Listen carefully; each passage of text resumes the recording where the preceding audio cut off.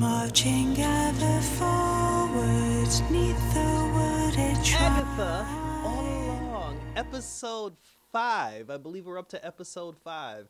Darkest Hour, Wake Thy Power. It's your boy Icon with a Marvel TV review for you. And before we get started, hit that notification bell, like, and subscribe to my YouTube channel. Check out my other videos. And let's get started, because I got a couple of things to say about this one. So, in this particular episode, we're back on the Witch's Road. Everyone is asleep, and then all of a sudden, the gypsy lady who's there for clairvoyant reasons, apparently she's starting to become useful because she gets a premonition that the Salem 7, like they're on their way to kill everybody. We do find out that, based on like previous things, like when Agatha, like back on, WandaVision, when Agatha was strung up on the cross, the people that was, trying to kill her, those were her original covenant, her covenant witch sisters, and her mother was also a part of that covenant. And they all tried to kill her because she tried to steal all of their power. They didn't kill her, it didn't work, she stole their power, she killed them all, but she spared the children of all the witches that she killed. So all of those kids, all 7 of them, they grew up to become like the Salem 7, and like now they have like revenge, like they have revenge on the mind on Agatha. Now the Fine Witch, the one that joined the team in the last episode after Sharon died, I thought she was one of the Salem 7, but see, now I'm not sure because she's like, it's almost, she has this weird thing where she's almost like protecting Agatha in a way. But, because again, like if one of her parents was one of the ones that Agatha killed, why would she protect her so much? Unless it's like love or whatever. But, so like I said, so the Salem 7 is coming, everybody running away, they're trying to get away, they can't get away. So then they come up with the idea, they're just like, well, we can fly away on brooms, and then everybody started moaning, and they were just, and then Teen even asked him, he was like, what the hell is, he said, what's the problem that your generation has with flying on brooms? And then the gypsy witch, she was just like, oh, it's a symbol of the witchisms and it doesn't represent who we are. And then she goes, and it reminds us of our domestic duty. And I started rolling my eyes. I said, come on, don't do that shit.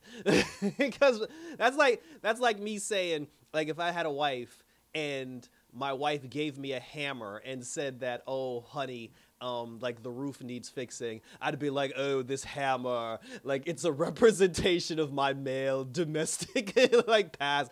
It's just like, we're talking about sweeping the damn floor. It ain't that serious. So then they get on the brooms, and it was weird too because the way it worked was everyone had to make a broom and then give the broom to somebody else in order for it to work. So they all make, and then Alex, she gave her broom to Teen gave her a broom. Jen got, made fun of like for the broom that she put together. They get on the brooms and then they fly away. And then while they're flying away on the brooms, the team was like, yo, why the fuck we ain't do this shit from the beginning? Because like, this seems so much easier. But then the Witch's Road like pulled them down. It ended up taking them into another house, and then now we're starting the next trial. So when we start the next trial, we're in a house. Everybody's dressed in like, I don't know, 1990s wear or whatever. Like everybody had on like pajamas, like hockey shirts, things of that nature. And they said that, oh, this is Agatha's trial, which I found to be weird because although it was Agatha's trial, the gypsy witch had a lot of input on everything that was happening. Like when it came to the Ouija board, when it came to her having the visions of the Salem 7, her input was very much like placed into this, but this was Agatha's trial for some reason. And then they find a Ouija board on the floor. Jen still looked fine with the hair. And the trial was, they had to use the Ouija board to pass the trial. The clock started, and then Teen ended up reading the rules of the trial. So he said when he read it, he said things like, everybody has to do it together. You can't do the Ouija board alone. Everybody has to put their hands on the board. You can't take your hands off the board. No talking or asking questions about death. No taunting like evil spirits. Always say goodbye, whenever you're finished doing what you got to do. And then he said no talking over each other, which everybody did. So he gave these rules out. He put these rules out on the table, and everyone immediately broke every single rule. Like they started doing the Ouija board, and then as soon as they started doing the Ouija board, Agatha pretended to be possessed by Sharon's ghost. And I'm like, isn't that taunting? Like taunting the spirits? And then there was a thing where they were doing the board, And then the gypsy witch, like, she let go, and then she was like, I didn't do that on purpose. I'm like, okay, so you just let go. So then, so I'm like, that's two. Then questions got brought up about dead people, and I'm like, I thought we weren't supposed to talk about that. And then everybody kept telling, Teen to shut up, and I'm like, y'all talking over each other. I'm like, y'all just broke every single rule here. So now they're breaking the rules, and then all of a sudden, Agatha actually does get possessed by a witch. She's like, but before she got possessed, the Ouija board, because they asked the Ouija board, like, oh, what's the trial? What are we supposed to do? And the Ouija board spelt out punish Agatha. So now they're just like, okay, we got to punish Agatha. And then for some reason, as soon as they said they got to punish Agatha, Jen flipped the switch real quick as far as turning on her. Jen was just like, she grabbed the rope. She was like, let's string this broad up right now. And I was just like that was I'm like, y'all still need her to pass the trials. I guess because they broke all the rules on the Ouija board, a spirit got released. It possessed Agatha, took over her body for a moment, and then when the spirit let go and revealed itself, it turned out that the spirit was, Agatha's mother. And then Agatha's mother had said to the rest of them, they were like, what the hell are y'all doing? They said that she betrayed us all. We were trying to kill her. We couldn't kill her. And you people willingly, joined her team. You know what I'm saying? It's like, how could you join her team? And then Agatha was like, yeah, thanks, Mom. Thanks for the vote of confidence. But then she was just like, oh, Agatha needs to die. We need to punish her and everything. And I'm just like, what is happening? But then the other girl, the fine girl who took over for Sharon, I can't remember her name for some reason. She said, because Jen was like, oh, let's give her to her mom so her mom can get her revenge. And then the girl was like, no. And then, and then she was like, 2 seconds ago, you were talking about slitting Agatha's throat to punish her. She was like, yes, but don't give her to her mother. So I'm just like, what is going on with that dynamic? Like, I need questions regarding that dynamic about why she wants her to die in some situations and then she's trying to protect her in other situations. Like, what is it about her mom specifically where she doesn't want her to be with her mom? Like, I don't understand. I really don't understand that. Agatha ends up freaking out. She's like, no, don't give me to my mother. She's like, I can be good. I could be a good witch. And then all of a sudden, the house started shaking, all this crazy stuff started happening. Her mom tried to possess her, and take over her soul. And then all of a sudden out of nowhere, Alex came and, because she's the protector, she blasted her mother out of Agatha's body, but then Agatha accidentally stole Alex's power and she killed Alex. And then after she killed Alex, Teen noticed that the Ouija board was still moving, and I'm just like, he ran over to the Ouija board, and the Ouija board spelled out Nicholas, which is Agatha's son. And then Agatha's son spoke and said, Mom, stop doing this, stop hurting people. And then Agatha stopped, but it was too late by then that Alex had already died. But then my whole thing was like, y'all violated the rules again because Teen did the Ouija board by himself, and you weren't supposed to, the rules said you were supposed to do it as a group. You weren't supposed to do it by yourself. But it worked because, when he figured it out, the clock stopped, the door opened, they passed the trial, but now unfortunately we lost Alex. And then Teen, he's another one, he flipped the switch very quickly because he went from protecting Agatha, talking about Agatha, being like, oh, Agatha, Agatha, Agatha. And then as soon as Alex, had died, Agatha legitimately showed remorse by going over to her to try to see, if she was okay. And then T was like, back away from her, don't touch her. And I'm like, damn, the woman is legitimately showing legitimate remorse, so y'all pushing her away. And then she just said, fuck it, and just walked out the door. She just walked out the door. So then everybody else walked out the door behind her. They left Alex's body in the trial house. And then when they left her in the trial house, then Teen just went up to her and he was just like, oh, is this what being a witch is all about? About killing people for your own agenda. And then Jen was like, well, shit, that's why we all here. We're all here for our own agenda. And then he was just like, oh, he was like, if this is what being a witch is, I don't want it.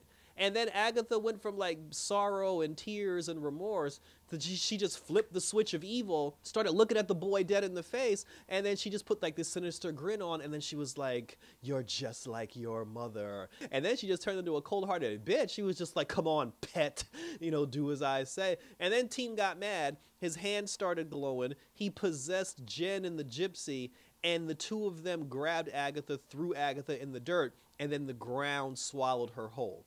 And then he took the two of them, threw them in the dirt, and the ground swallowed them whole too.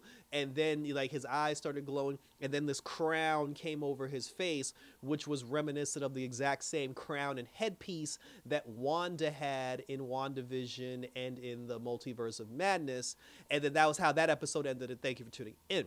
So, the the thing that's going through everyone's mind that everyone's talking about, they're just like, oh, this is Billy, this is Wanda's son. At first everybody thought it was Agatha's son. Now everybody's like, oh, this is Wanda's son.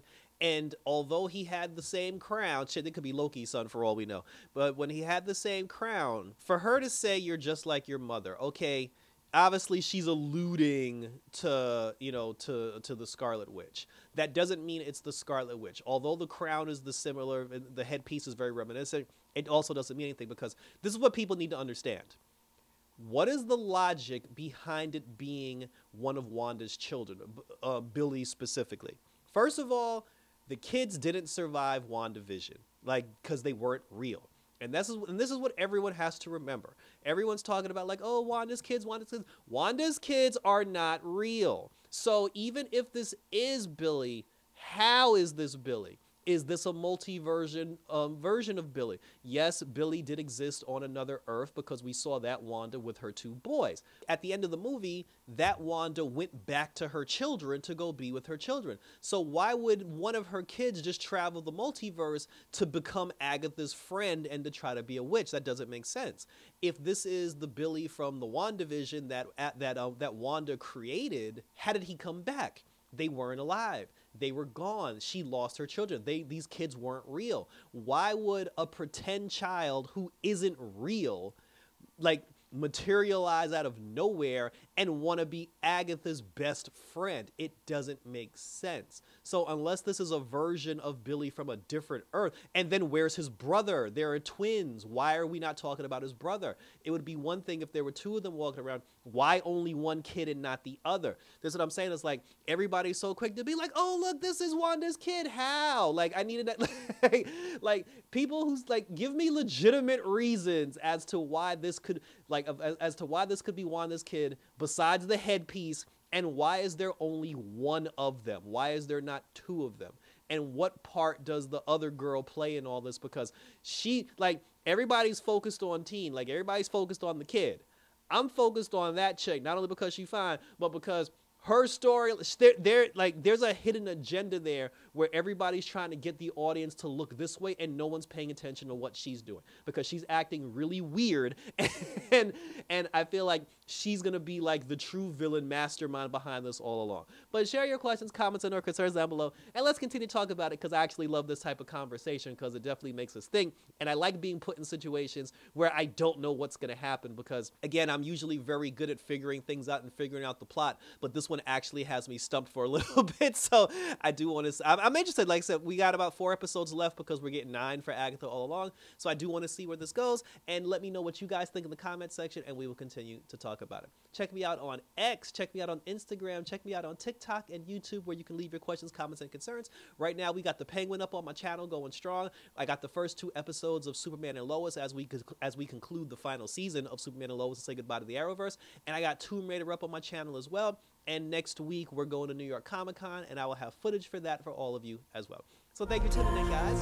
So till next time, for some more Agatha all along power, let's unlock the power. Until then, we're at this.